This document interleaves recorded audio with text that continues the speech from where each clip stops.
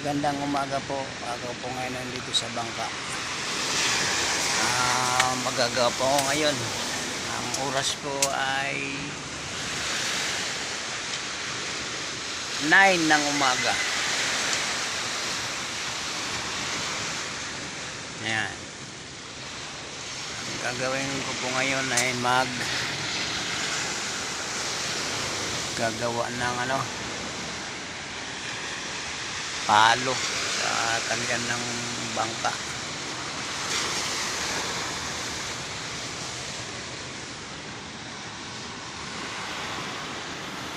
May lumubog doon na bangka eh. Lumubog yung isang bangka na pang alimasag yata yan o ano. Ayun o. Lugar na yun. Parating kasing bagyo eh. Nek eh. Yes.